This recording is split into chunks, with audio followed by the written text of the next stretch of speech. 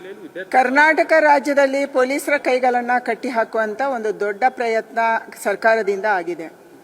ಬೆಂಗಳೂರು ಇರ್ಬೋದು, ಬೇರೆ ಬೇರೆ ಜಿಲ್ಲೆಗಳಿರ್ಬೋದು, ಪೊಲೀಸರು ಪ್ರತಿ ತಿಂಗಳು ಇಷ್ಟು ಅಂತ ಹಫ್ತಾ ಸಂಗ್ರಹ ಮಾಡಿ ಕೊಡಲೇಬೇಕನ್ನುವಂಥ ಒಂದು ನಿರ್ದೇಶನವನ್ನ ಅನಧಿಕೃತವಾಗಿ ಇವತ್ತು ಗೃಹ ಸಚಿವರು, ಮುಖ್ಯಮಂತ್ರಿಗಳು, DCM ಅವರು ಕೊಟ್ಟಿರುವ ಕಾರಣಕ್ಕಾಗಿ ನಮ್ಮ ಪೊಲೀಸ್ ಇಲಾಖೆಯ ಅಧಿಕಾರಿಗಳು, ಕರ್ನಾಟಕದ ಪೊಲೀಸರಂದ್ರೆ ಇವರಿಗೊಂದು ಇತಿಹಾಸ ಇದೆ, ಒಂದು ಒಳ್ಳೆಯ ಹೆಸರಿದೆ. ಆ ಹೆಸರನ್ನು ಕೆಡಿಸುವಂತ ಕೆಲಸವನ್ನ ಈ ರಾಜ್ಯ ಸರ್ಕಾರ ಮಾಡಿದೆ.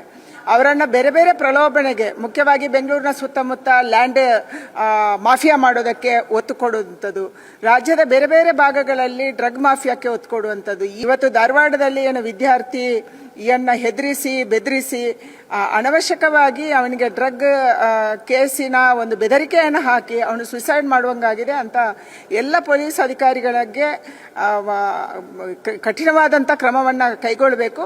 ಮಾತ್ರ ಅಲ್ಲ, ಇವತ್ತು ಸರ್ಕಾರ ಎಚ್ಚೆತ್ತುಕೊಂಡು ನಮ್ಮ ಪೊಲೀಸರನ್ನ ಅವರಿಗೆ ಫ್ರೀ ಹ್ಯಾಂಡ್ ಕೊಡುವ ಹಾಗೆ ಮಾಡಬೇಕು. ಇವತ್ತು ಅವರ ಮೇಲೆ ತಿಂಗಳಿಗೆ ಇಷ್ಟು ಹಫ್ತಾ ಕೊಡಿ ಅಂತಂದ್ರೆ ಅವ್ರು ಎಲ್ಲಿಗೆ ಹೋಗ್ಬೇಕು? ಅವರು ಇದೇ ರೀತಿ ಸಂಗ್ರಹ ಮಾಡ್ತಾರೆ, ಅಮಾಯಕರಿಂದ ಸಂಗ್ರಹ ಮಾಡ್ತಾರೆ. ಚಿಕ್ಕ ಚಿಕ್ಕ ಸ್ಕೂಟರ್ ಅನ್ನು ಕೂಡ ಬೆಂಗಳೂರಲ್ಲಿ ನಾನು ನೋಡ್ತಾ ಇದ್ದೇನೆ. ಒಂದ್ಸರಿ ನಾನೇ ಕಾರ್ ನಿಲ್ಲಿಸಿದೆ, ಸ್ಕೂಟ್ರಲ್ಲಿ ಹೋಗೋವರಿಗೆ ಕೂಡ ಅನವಶ್ಯಕವಾಗಿ ನಿಲ್ಲಿಸಿ 500 ರೂಪಾಯಿ 1000 ರೂಪಾಯಿ ವಸೂಲಿ ಮಾಡಿದ್ರೆ ನಮ್ಮ ಜನಕ್ಕೆ ಇದು ತೊಂದರೆ ಆಗ್ತಿದೆ, ಜೊತೆಗೆ ಪೊಲೀಸರಿಗೂ ಕೂಡ ಒತ್ತಡ ಇದೆ.